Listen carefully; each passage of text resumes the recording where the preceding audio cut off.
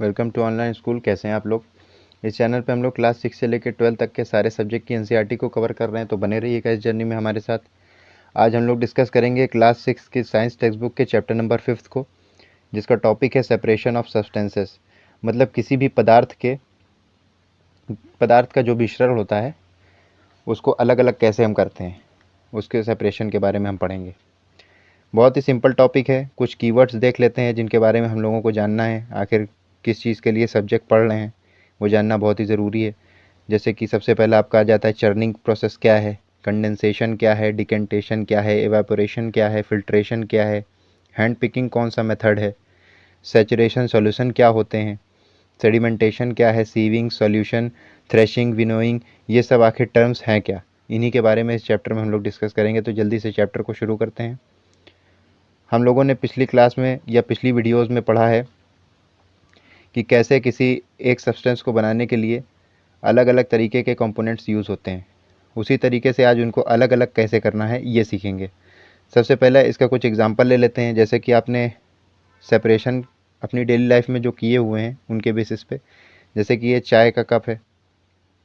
इस चाय के कप में हम चाय तभी डालते हैं जब हमारे पास ये छलनी मौजूद होती है। छलनी में से क्या करते हैं, चाय की जो पत्तियाँ हैं उसको छान लेते हैं और फिर उसको पीते हैं। इससे क्या होता है कि हमारे शरीर को जो पत्ती की रिक्वायरमेंट नहीं है, तो वो नहीं चाहिए, तो उसको अलग कर देते हैं। जो चीज़ हमें नहीं चाहिए उसको हम अलग कर देते हैं। ऐसे ही देखिए दूसरा प्रोसेस, ये क्या कह रहा है कि जैसे कि आप देखते होंगे कि धान जब काटा जाता है, गेहूँ कोई भी फसल काटी जाती है, तो उसका जो भूसा होता है उससे हम लोग अनाज को अलग कर लेते हैं, ग्रेन्स को अलग कर लेते हैं कुछ देर बाद। उसके भी अलग अलग प्रोसेस होते हैं। जैसे कि दूध में से दही निकालना हो या मलाई निकालनी हो, उसका भी प्रोसेस कुछ अलग है, उसको भी अलग कर लेते हैं हम लोग। हम लोगों ने पिछले चैप्टर में जैसे गिन किया था कॉटन को गिन करने का मतलब है, गिनिंग एक प्रोसेस के बारे में हम लोगों ने जाना था, जिसमें से जो एक बीज पे कॉटन चिपका हुआ होता है उस सीड को हमने अलग किया था कॉटन से, उस प्रोसेस को कहा था गिनिंग। ऐसे ही आप जब दलिया या पोहा खाते हैं तो बड़ी सावधानी से मिर्ची को अलग कर देते हैं अपने हाथों से, वो भी एक प्रोसेस है एक तरीके का अलग करने का। तो ये सब तो हो गए बड़े बड़े टर्म कि जैसे जो चीज़ हम देख सकते हैं अपनी आंखों से उसको अलग कर दिया। अब ऐसे टर्म की बात करेंगे कि जो बहुत छोटे हैं। ऐसे जो है ऑब्जेक्ट को हम रिमूव करना चाहें तो कैसे कर सकते हैं। जैसे कि एग्जांपल एक ले लीजिए कि जो ग्लास है, आप एक कोई ग्लास लीजिए, उसमें मिट्टी ले लीजिए और अपना नमक ले लीजिए। उन दोनों को अच्छी तरीके से मिला लिया आपने। अब आपको पता नहीं चल पा रहा है कि मिट्टी और नमक कैसे अलग करें। मिट्टी आपने ले ली, रेत इसमें ले ली किसी भी तरीके की, इसी में नमक मिला लिया। अब आपको नहीं पता भाई कि इसके लिए क्या करें। एक तरफ से आपने नमक डाला, एक तरफ से मिट्टी, अच्छे से मिला लिया। अच्छी तरीके से मिक्स करने के बाद अब इसको हाथ से तो अलग किया नहीं जा सकता, तो इसके अलावा क्या प्रोसेस इस्तेमाल किया जा सकता है, इसके बारे में भी हम लोग जानेंगे आगे। वैसे आपको बता दूं, इसके लिए आपको करना क्या है, जैसे हम लोगों ने पिछले चैप्टर में पढ़ ही रखा है कि जो मिट्टी है वो इनसॉल्युबल इन वाटर है। तो वो जो सैंड है मतलब रेत है, वो इनसॉल्युबल है। इनसॉल्युबल का मतलब भी मैंने समझा रखा है कि जो पानी में नहीं घुलते हैं। तो आप अगर इसमें पानी डाल देंगे तो नमक जो है वो अच्छी तरीके से घुल जाएगा पानी में, क्योंकि वो सॉल्युबल है। और मिट्टी क्या है, वो इनसॉल्युबल है, वो नहीं घुलेगा, तो हम उसको छान के अलग कर लेंगे। या एक मेथड और भी है जो आप नीचे पढ़ेंगे। तो ऐसे ही एक्टिविटी देखते हैं पहली। इससे पहले एक पहेली का क्वेश्चन भी देख लेते हैं कि हम लोगों को आखिर ये अलग करने की ज़रूरत क्या है। चीज़ें ऐसे की वैसे रहने देना, उसको ऐसे ही कंज्यूम कर लें, अलग करने की क्या ज़रूरत है। तो इसकी ज़रूरत है। अब ये हम इस चैप्टर से समझेंगे और आगे वाली टेबल से। कैसे, टेबल नंबर 5.1 क्या कह रहा है। ये वर्ड उथल पुथल है, इधर उधर कुछ दिया हुआ है। इसमें करना क्या है, सबसे पहले ये समझ लीजिए कि हम लोग जो सेपरेशन का प्रोसेस है ये लिखा हुआ है, मतलब कि चावल में से कंकड़ पत्थर बटोरते हैं, वो एक प्रोसेस हो गया। चर्निंग मिल्क में आपको बता दूं, चर्निंग का मतलब होता है मथना। जैसे कि ये देखिए, ये आपने देखा होगा घरों में। जिसे हिंदी में कोई टर्म है इसका, अडोलना करके कुछ वो कहते हैं। जैसे इसका हम लोग जो बेसिक मीनिंग सुनते हैं वो मथना ही है, कि हम लोग अच्छी तरीके से, लिक्विड है कोई सब्सटेंस है, उसको अच्छी तरीके से रोटेट करते हैं, हिलाते हैं। जिसको चर्निंग का प्रोसेस किया कहा जाता है, खासकर दूध को हिलाते हैं। और तीसरा क्या कह रहा है, तीसरा है ये कि चाय में से चाय पत्ती को निकालना। तो इन तीनों प्रोसेस ये हम लोगों ने पढ़ा, तीनों प्रोसेस को डिस्कस कर लिया था ऊपर ही। अब देखते हैं कि इसका पर्पस क्या है, क्यों हम ऐसा करते हैं, और फिर हम जो बचा हुआ सब्सटेंस है जिसको निकालते हैं उसका क्या करते हैं, ये भी जानना ज़रूरी है। तो ये सब उथल पुथल है, जम्बल्ड है, इसको अच्छे से अरेंज करेंगे। तो इसके लिए मैंने पहले ही अरेंज कर रखा है। ये देखिए कि हम लोग जब चावल में से कंकड़ को बीनते हैं, फिर उसके बाद क्या करते हैं कि जो इम्प्योरिटी है उसको हम लोग निकाल देते हैं, रिमूव कर देते हैं। इम्प्योरिटी का मतलब we throw away the solid components, मतलब कि जो कंकड़ पत्थर निकालते हैं उसका क्या काम भाई, उसको फेंक देते हैं। ऐसे ही आ जाइए दूसरे पे। दूसरा वाला क्या कह रहा है, churning milk to obtain butter, मक्खन को पाने के लिए हम अच्छी तरीके से दूध को मथते हैं। तो इसमें हम लोग क्या कर रहे हैं, तो हम लोग दो डिफरेंट चीज़ को अलग अलग कर रहे हैं, एक तो मलाई और दूसरा दूध। ठीक, लेकिन दोनों ही हमारे लिए यूज़फुल है, क्योंकि दूध हम पी सकते हैं, मलाई को हम फिर उसका जो है मक्खन बना सकते हैं। अब दोनों को तो फेंकना तो है नहीं। अब इसका क्या करेंगे, we use both the components, हम दोनों को ही इस्तेमाल कर लेंगे, जैसे कि बहुत आसान है। अब सेपरेट टी लीव्स, हम चाय में से चाय पत्ती को क्यों हटा देते हैं, ये हटाते हैं क्योंकि वो चाय पत्ती जो है अब हमारे लिए एक नॉन यूज़फुल कंपोनेंट हो गया। नॉन यूज़फुल का मतलब हमने चाय की पत्ती का सारा रस पहले ही निकाल लिया है, उसका कोई काम नहीं रह गया। अब उसका आगे क्या करेंगे, तो उसका we throw away the impurities. अब जो चाय की पत्ती है वो हमारे लिए एक इम्प्योरिटी बन गई और उसको हम फेंक देंगे। ठीक, ये टर्म समझ में आया, आगे चलते हैं जल्दी से। तो ऐसे हम लोगों ने देखा कि हम लोग कई यूज़फुल और कई नॉन यूज़फुल कंपोनेंट्स को अलग अलग कर लेते हैं। वो कंपोनेंट किसी भी तरीके के हो सकते हैं, अलग साइज़ के हो सकते हैं, अलग स्टेट में हो सकते हैं, सॉलिड हो सकते हैं, लिक्विड हो सकते हैं, गैस हो सकते हैं, कुछ भी हो सकते हैं। तो अब हम लोगों ने पढ़ा कि हम लोग सेपरेट कर सकते हैं, लेकिन आगे हम लोग पढ़ेंगे कि कैसे कर सकते हैं, हाउ। तो कैसे कर सकते हैं, इसका एग्जाम्पल होगा कि मेथड्स को समझना कि किस किस तरीके से हम लोग इसको अलग कर सकते हैं। तो चलिए जल्दी से मेथड्स को देख लेते हैं। हैंड पिकिंग एक बहुत ही आसान मेथड है। हैंड पिकिंग में क्या करते हैं हम लोग, यहाँ देख सकते हैं आप, अपने हाथों से चीज़ों को अलग कर देते हैं। जैसे कि आप मार्केट से कभी चावल लेके आइए, जो गंदा चावल हो, सस्ता चावल हो, वो लेके आइए, उसमें कंकड़ पत्थर बहुत सारे मिले होंगे, डंठल बहुत सारे मिले होंगे। ऐसा वो लोग क्यों करते हैं, क्योंकि भाई 40 रुपये किलो चावल है और ये जो आपका डंठल है या ये सॉलिड पार्टिकल्स हैं ये बिल्कुल फ्री हैं।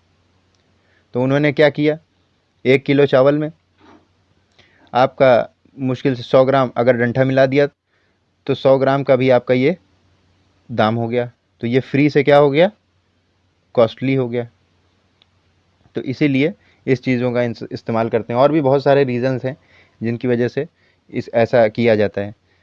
तो अब देखिए, जैसे कि ये हैंड पिकिंग का मेथड है, ये तो आप जानते होंगे, आपने घरों में देखा होगा कि ऐसे हाथ में लेके और अलग अलग कर लिया। यहाँ पे आपसे एक्टिविटी करने को भी कह रहा है। एक्टिविटी 2 में देखिए कह रहा है कि आप एक पैकेट लीजिए फूड का जो ग्रेन का हो, उसको अपने क्लासरूम में लेके आइए, उसको अलग अलग करिए। ये एक्टिविटी है आपकी। तो आपने हैंड पिकिंग का मतलब समझ लिया कि हाथ से चीज़ों को अलग किया जाता है, तो उसको हैंड पिकिंग कहते हैं। नेक्स्ट वाला देखिए, नेक्स्ट है थ्रेशिंग।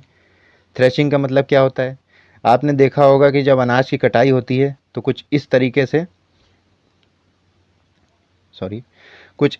से यहाँ देखिए, काट के अनाज को एक तरफ रख दिया जाता है। जब ये हरे होते हैं फिर थोड़े देर से सूख जाते हैं, इनको धूप में रख दिया जाता है, ये सूख जाते हैं। सूख जाने के बाद ये थोड़ा कमज़ोर हो जाते हैं, इनकी जो जो वो होती है, मजबूती नहीं रह जाती है इतनी, जो आपकी ग्रेन और स्टॉक के बीच में रहती है। स्टॉक मतलब होता है डंठल। आपने देखा होगा ये जो है, अब ये अनाज ये नीचे गिर गया, ये सारे दाने, ये देख रहे हैं, ये सारे दाने नीचे गिर गए और ये डंठल यहाँ बच गए, जिसको भूसा कहते हैं। अब इसको क्या करेंगे, इसका अलग इस्तेमाल कर लेंगे, ये तो हम खा ही लेंगे। तो दोनों चीज़ों का इस्तेमाल हो गया। तो ये आपको थ्रेशिंग समझ में आई कि ये अनाज को अलग करना स्टॉक से, थ्रेशिंग मेथड होता है ये। अब तीसरा देख लीजिए, विनोविंग। विनोविंग भी बहुत आसान है। ये देखिए यहाँ पे एक लेडी है जो कि सूप लिए हुए हाथ में। अच्छा, ये सूप कैसे बनता है, ये भी एक क्वेश्चन है आपकी एनसीईआरटी का ही, यहीं कहीं पूछा गया है। तो सूप कैसे बनता है भाई, कई चीज़ों का बन सकता है, बेंत का भी बन सकता है, बांस का भी बन सकता है, अलग अलग तरीके की लकड़ी की छाल से भी बन सकता है। ये इसी में क्वेश्चन है, मैं आगे चल के आपको जो है दिखाऊंगा। सूप में क्या हुआ, सूप में आपने अनाज ले लिया। अब ये जो अनाज है इसको ज़मीन से अगर आप उठाएंगे तो इसमें मिट्टी भी आ जाएगी, कुछ सैंड पार्टिकल्स भी आ जाएंगे, कुछ इम्प्योरिटीज़ भी आ जाएंगी। अब इसको क्या करना है, अब इसको विनोविंग करना है। विनोविंग का मतलब, तो आप इसका टर्म इसी के मीनिंग इसी के वर्ड से समझ सकते हैं। जैसे कि विन, आप ले लीजिए विंड, विंड मतलब हवा, और ओविंग मतलब चलना हुआ। ठीक, तो हवा जब चलती है, आप देखिए कभी कभी हवा नहीं चलती है तो ये लोग क्या इस्तेमाल करते हैं, कि यहाँ पे फ़ैन लगा लिया, टेबल फैन यहाँ पे लगा लिया, और वो क्या कर रहा है, वो घूम रहा है, वो ऑसिलेट कर रहा है इधर से इधर। अब ये जब हवा चल रहा है तो हवा, मिट्टी हल्की होती है, सैंड हल्की होती है, बालू रेत, और जो आपका अनाज होगा ये भारी होगा। तो जब ये भारी होगा तो ग्रेविटी की वजह से ये नीचे गिर जाएगा, और जो आपके सैंड पार्टिकल्स हैं ये सब हस्क हुए या जो भी हुआ, ये आपका उड़ जाएगा, आगे गिर जाएगा, थोड़ी दूर पर ही गिर जाएगा। तो हमें ज़्यादा मेहनत भी नहीं करनी पड़ी, और अपने आप हवा की मदद से ही ये अलग अलग हो गए, हमने सेपरेट कर लिया।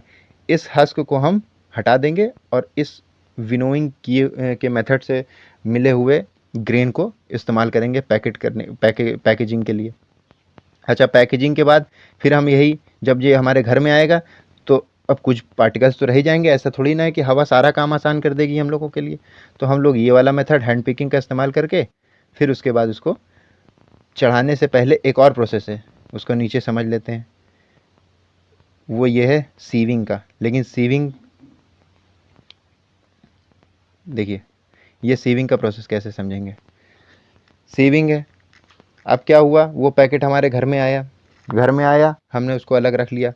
अलग रखने के बाद उसको जब पकाना हुआ तो उसको निकाला, तो उसको फिर सीव करेंगे। सीव करने का मतलब छानना, छलनी से, जैसे हमने सबसे पहले चाय छानी थी। आपने देखा होगा आटे के बड़े बड़े पार्टिकल्स जो कि रोटी में बहुत ख़राब हो जाएंगे, उनको हम क्या करते हैं, छान लेते हैं, अलग कर लेते हैं, और नीचे एक जो है फर्निश बढ़िया सा अच्छा सा हमको आटे के लिए पार्टिकल मिल जाता है। ठीक, तो ये होती है सीविंग की प्रोसेस। अब सीविंग आपने देखा होगा, कंस्ट्रक्शन वर्क में भी देखा होगा। ये देखिए एक एग्जांपल है इसका, कि क्या करते हैं, जो जैसे कि हमें प्लास्टर करना है, तो प्लास्टर में हमें बहुत ही माइन्यूट पार्टिकल्स चाहिए। अगर ज़्यादा बड़े पार्टिकल लेंगे सीमेंट के सब्सटेंस का या किसी भी कंस्ट्रक्टिंग मटेरियल्स के सब्सटेंस का, तो वो क्या करेंगे, एक एंडुलेशन क्रिएट कर देंगे। मैं आपको आसान भाषा में समझाता हूँ। जैसे कि कोई दीवार है, इस पर आपको चिकना प्लास्टर करना है, एकदम बढ़िया सा अच्छा सा, जिस पे पुट्टी हो सके। तो इस दीवार के को बनाने के लिए हम लोग बहुत महीन महीन पार्टिकल्स का इस्तेमाल करेंगे, चाहे वो सीमेंट हो, चाहे वो रेत हो, किसी भी तरीके का जो हम इस्तेमाल कर रहे हैं। तो बहुत ही फाइन पार्टिकल्स जो एकदम महीन बारीक हों, इसके लिए हम क्या करते हैं, ये देखिए एक लकड़ी का पट्टा लिया, उस पर एक जाल अच्छी तरीके से लगा दिया, स्टील का हो या आयरन का हो, और फिर क्या किया, इसके ऊपर हम लोगों ने यहाँ पे डाला अपना ये मटेरियल, और फिर ये अपने आप लुढ़क के नीचे आ जाता है। नहीं आता है कभी कभी, इसको हम लोग ये फावड़े से नीचे कर देते हैं, और जो इसके महीन पार्टिकल्स हैं वो छन के नीचे गिर जाते हैं। जो बड़े बड़े पत्थर हैं, कंकड़ पत्थर हैं, ये ऊपर ही रह जाते हैं। तो इससे हम लोगों ने अलग कर लिया। अब ये वाला पार्टिकल हम लोग किसके में काम के लिए ले लेंगे, प्लास्टर के काम के लिए ले लेंगे, दीवारों के। और ये जो बड़े बड़े हैं इनको ले लेंगे हम बिम भरने के लिए, अपने घरों में कंस्ट्रक्शन और कंस्ट्रक्शन वर्क के लिए ले लेंगे। तो ये इसको, इस मेथड को कहते हैं सीविंग। जो सीविंग मेथड मतलब छानना। ठीक, इसको समझा आपने। अब इसके बाद हम लोग पढ़ेंगे सेडिमेंटेशन, डिकेंटेशन और फिल्ट्रेशन। ये क्या प्रोसेस है भाई, इनके बारे में भी जान लीजिए जल्दी जल्दी से, बहुत ही आसान है सब। सेडिमेंटेशन और डिकेंटेशन एक ही टर्म है, बस कुछ डिफरेंस है इसमें। अब इसको ध्यान से समझिएगा। जैसे कि हम लोगों ने एक ग्लास ले लिया, ठीक, और ग्लास में एक मिक्सचर ले रखा है हमने, मिट्टी का और पानी का। तो हम लोगों ने देखा था पिछली वीडियो में कि जो आपने कोई ग्लास ले लिया और उसमें पानी ले लिया, अच्छी तरीके से उसमें आपने सॉइल को, मतलब मिट्टी को ऐसे चलाया, मिक्स किया, लेकिन वो तो इनसॉल्युबल है, वो मिलेगी तो है नहीं। अब क्या होगा, अब आप अगर कुछ देर के लिए उसको रख दें, लमसम घंटे भर या आधे घंटे के लिए, तो जो मिट्टी है वो होती है हैवी, वो नीचे बैठ जाएगी। वो क्या हो जाएगी, बैठ जाएगी। ये भी टर्म हम लोग ने पढ़ा था कि कौन सिंक हो जाते हैं, कौन फ्लोट करते हैं टर्म, ये टर्म भी पिछली वीडियो में पढ़ा था। तो अगर आपको नहीं पता तो जाकर वो वीडियो देख लीजिए जल्दी से। तो अब जब मिट्टी नीचे बैठ जाएगी, इसी प्रोसेस को हम कहते हैं क्या, सेडिमेंटेशन। मतलब कि अलग अलग, अपने आप ही अलग अलग हो गया वो सॉरी, अपने आप ही अलग हो गया। पानी आपका ऊपर आ गया और मिट्टी आपकी नीचे बैठ गई। तो जब ऐसा हो गया तो आपको अलग अलग पार्टिकल्स दिख रहे हैं। अब अगर आप हल्का से टिल्ट करके ग्लास को, ऊपर वाला पानी किसी और ग्लास में ले लेंगे और मिट्टी उसी ग्लास में रखेंगे, तो मिट्टी आपकी अलग हो गई और पानी आपका अलग हो गया। तो जो अलग अलग आपने कर लिया, इस प्रोसेस को कहेंगे डीकेंटेशन। समझ में आई बात? मतलब वो है एक ही ग्लास में और अलग अलग हो गया है, तो उसको कहेंगे सेडिमेंटेशन। और जब आप इसको अच्छी तरीके से, पूरी तरीके से इसको अलग कर देंगे, तो वो हो जाएगा आपका डीकेंटेशन। अब जो तीसरा टर्म था वो था फिल्ट्रेशन। ये देखिए, फिल्ट्रेशन क्या टर्म है भाई, इसको समझते हैं, नीचे चलते हैं, देखते हैं इसके भी टर्म को। फिल्ट्रेशन का टर्म छानने से ही संबंधित है। ठीक, जैसे कि छानना, तो छानने के लिए हम लोगों ने छलनी ली थी, अगर उससे भी माइन्यूट पार्टिकल्स हों तब क्या करेंगे। ये देखिए, एक बहुत ही बेस्ट एग्जांपल है समझाने के लिए दिया हुआ। ये आपने देखा होगा, केमिस्ट्री लैब अगर आपके स्कूल में होगी या नहीं हो तो कहीं जाइए जहाँ पे केमिस्ट्री लैब हो, और वहाँ पे देखिए आपको एक फिल्ट्रेशन पेपर दिया जाता है। फिल्टर पेपर, फिल्टर पेपर में बहुत ही माइन्यूट छोटे छोटे छेद होते हैं। जैसे ये पेपर है, आपको दिया गोल होता है और इसके अंदर छोटे छोटे छोटे छोटे छेद होते हैं, बहुत छोटे छोटे, आप इवन नोटिस भी नहीं कर पाएंगे ध्यान से देखने के बाद भी। तो जब आप ये इस पेपर को कुछ इस तरीके से फोल्ड करेंगे, फोल्ड करते करते एक कोन बना लेंगे, और इस कोन को कहाँ रखेंगे, अपने बीकर के ऊपर। बीकर के ऊपर जो वो है आपकी, इसको कहते हैं कुप्पी देहाती भाषा में।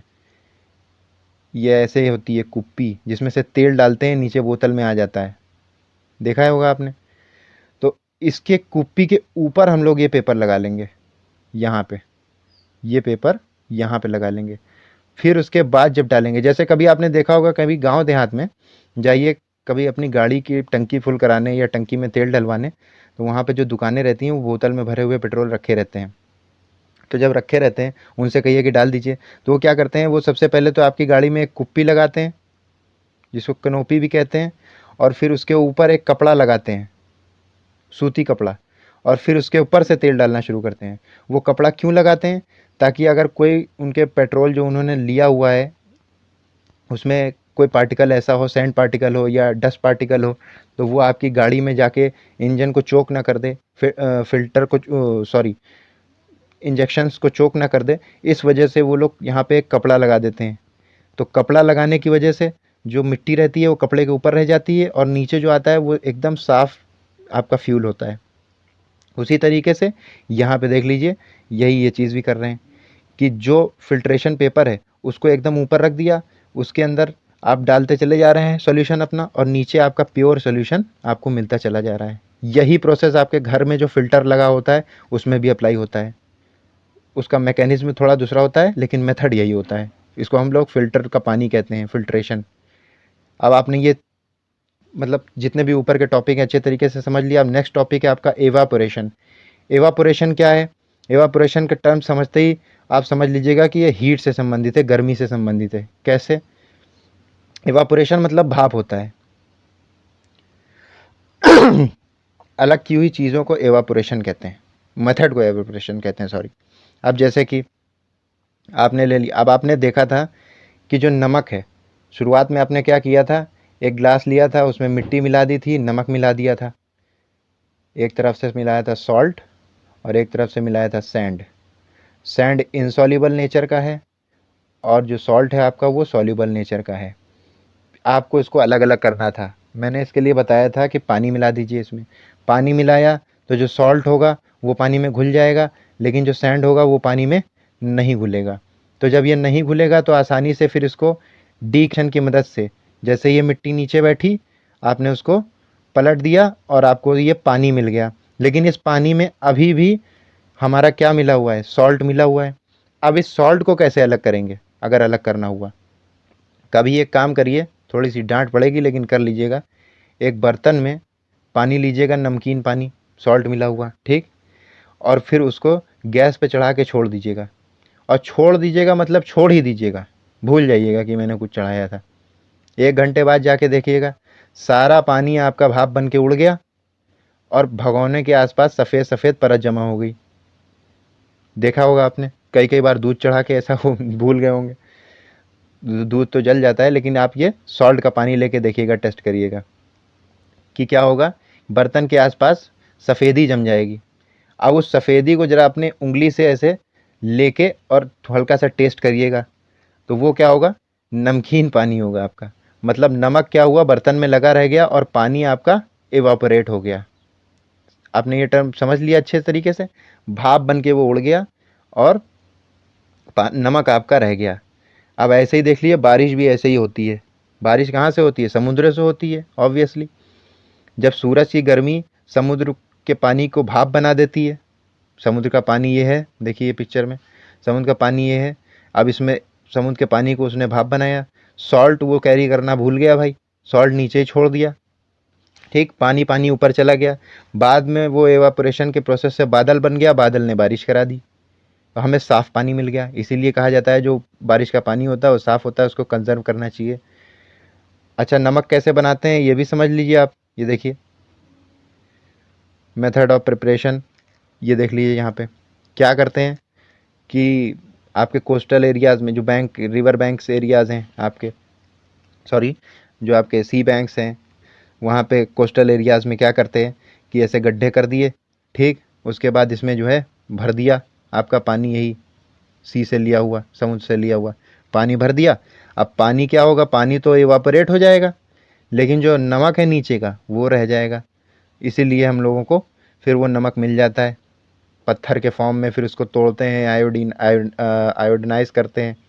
वो सब आगे आप लोग समझेंगे उसको, प्रोसेस को पूरा। तो इवापोरेशन के बाद और नमक बनाने के बाद अब हम लोग किसके बारे में पढ़ेंगे, कंडेंसेशन के बारे में। कंडेंसेशन क्या होता है, किसी चीज़ को मतलब कंडेंस कर देना। कंडेंस मतलब, देखिए ये पिक्चर बहुत अच्छे है, इससे मैं आपको समझाता हूँ। जैसे कि ये एवापोरेशन हमने किया, केतली में क्या लिया, नमक मिला हुआ पानी ले लिया, ठीक है, ऊपर वाला ही ले लिया इसमें, और इसको नीचे से गर्म करते रहे।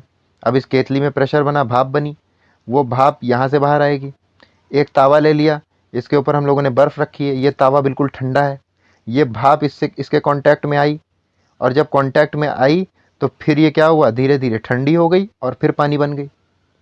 मतलब पहले हम लोगों ने पानी को गर्मा के भाप बनाया, फिर उसको ठंडा करके पानी बना दिया, तो इसको कहते हैं कंडेंसेशन।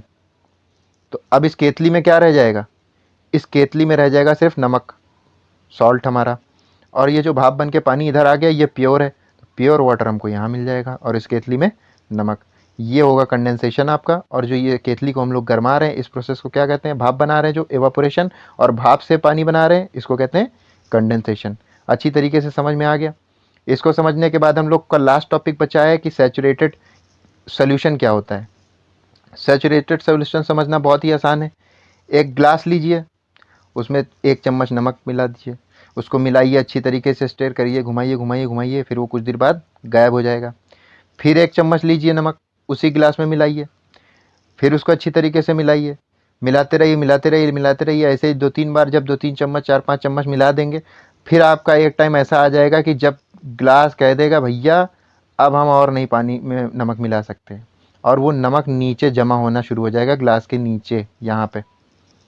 अब वो कहेगा भाई हो गया बस।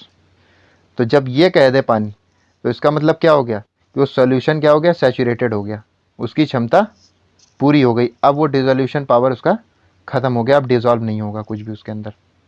तो ये आपने समझ लिया अच्छी तरीके से। अब एक्टिविटीज़ अपनी करते रहिएगा, एक्टिविटीज़ करना बहुत ज़रूरी है, इससे आपको जो है याद करने में हेल्प मिलती है। एक बार कीवर्ड्स रिवाइज आपको करा देता हूँ जल्दी से। चनिंग का मतलब होता है मथना, जैसे हम लोगों ने दूध को मथ के उसमें से मक्खन निकाला था।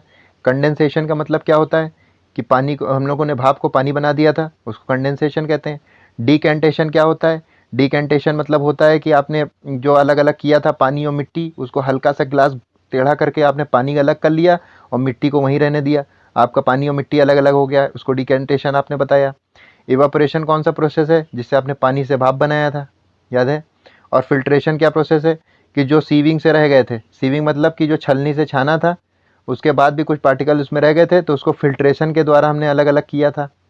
हैंड पिकिंग, हाथ से अलग अलग किया था। सैचुरेटेड सोल्यूशन, ना भाई ना, अब नहीं होगा हमसे, ये वाला सोल्यूशन हो गया ये। सेडिमेंटेशन का मतलब कि हम लोगों ने जो पानी और मिट्टी को रखा था वो सेटल हो गया, जो मिट्टी है वो सेटल डाउन हो गई थी और पानी ऊपर चला गया था, उसको सेडिमेंटेशन हमने कहा था। सोल्यूशन तो आपने समझ ही गए होंगे आप, सोल्यूशन नमक और पानी का और सैंड का, इतनी देर से हम लोग यही तो बना रहे हैं। थ्रेशिंग का, ये थ्रेशिंग आपने क्या ग्रेन अलग किए थे किससे, हस्क से। और विनोविंग, विनोविंग जो है क्या नाम है आपका, हस्क था वो अलग हो गया था, सॉरी थ्रेशिंग में आपका था कि आपने ग्रेन्स को अलग किया था स्टार्क से, और विनोविंग में आपने ग्रेन को अलग किया था हस्क से। ठीक है, तो ये आपके कीवर्ड्स हो गए। जल्दी से समरी भी देख लेते हैं एक बार। समरी में क्या कह रहा है, ये कुछ आपके hand picking, winnowing, sieving, sedimentation, decantation, filtration, ये सब क्या है, सेपरेशन के जो है प्रोसेस हैं, आपके मेथड्स हैं। सही है, बिल्कुल सही है। नीचे आते हैं, जो आपका हस्क था या स्टोन था ये आप हैंड पिकिंग के द्वारा हटा सकते हैं। हाँ बिल्कुल हटा सकते हैं। अब देखते हैं दूसरा हस्क क्या है, इसको आप जो है क्या नाम है विनोविंग के द्वारा भी हटा सकते हैं, हमने देखा ऊपर, हाँ हटा सकते हैं। जो डिफरेंट साइज के पार्टिकल होते हैं, मिक्सचर होते हैं, उनको हम सीविंग और फिल्ट्रेशन के मेथड से अलग अलग कर सकते हैं, बिल्कुल। अब ये देखिए ये क्या कह रहा है कि जो सैंड है और ये वाटर है, ये हैवियर पार्टिकल सेटल डाउन हो जाते हैं और बॉटम में ऊपर जा रह जाता है पानी। बिल्कुल सही बात है, डिकेंटेशन का प्रोसेस है ये। फिल्ट्रेशन क्या है, फिल्ट्रेशन में आपने मिक्सचर को जो आपका इनसॉल्युबल थे आपने उसको अलग कर लिया। मतलब फिल्ट्रेशन एक ऐसा प्रोसेस है जिसमें इनसॉल्युबल मटेरियल्स को ही अलग किया जाता है, बिल्कुल सही है। एवापोरेशन क्या था, इसमें आपने जो है भाप बनाई थी पानी के, और इसमें आपने जो है क्या नाम है सॉलिड जो डिज़ोल्व हुआ था नमक, उसको अलग किया था। ठीक, फिर उसके बाद नीचे आते हैं कि सैचुरेटेड सोल्यूशन क्या होता है, कि जो आप कह दे कि भैया नहीं, wish no more that substance can be dissolve. ठीक, अब इसको देख लेते हैं, more of substance can be dissolve in a solution by heating. अगर आप सॉल्यूशन इसी को जो है थोड़ा सा और हीट कर देंगे तो थोड़ी और कैपेसिटी उसकी बढ़ जाएगी। जैसे कि गाड़ी में तेल भराने के बाद टंकी को थोड़ा हिला देते हैं, थोड़ी और जगह हो जाती है उसमें। ठीक, अब जैसे ये लास्ट वाला देख लीजिए, water dissolve different amount of soluble substance in, मतलब क्या है, पानी अलग अलग तरीके के सब्सटेंस को, डिफरेंट अमाउंट ऑफ सब्सटेंस को अपने जो है अंदर समाहित कर लेता है। अब ये क्वेश्चन आंसर्स आपके बचते हैं, एक्टिविटीज़ कुछ बचती हैं। ये देख लीजिए एक पिक्चर है, ये पिक्चर किसके द्वारा बनाई गई है, ये फ्रांस के एक कलाकार थे मूसी डी बियूज, जिनकी आर्ट है ये। और जो है क्या नाम है, इन्होंने विनोवर, देखिए विनो कर रही है, मतलब ऊपर से ये सूप से नीचे डाल रही हैं, और इस प्रोसेस को विनोविंग हमने अभी पढ़ा है। और नीचे ग्रेन गिर गई, हाथ किधर उधर गिर गया, तो ये आपकी विनोविंग की पेंटिंग बनाई थी किसने, ये आर्टिस्ट हैं और ये फ्रांस के थे। 1853 की ये पेंटिंग है, बहुत ही फेमस पेंटिंग है। तो यहीं पे आपका चैप्टर होता है ख़त्म, और क्वेश्चन आंसर अगली वीडियो में मैं कवर करा दूंगा। तब तक के लिए have a nice day, thank you.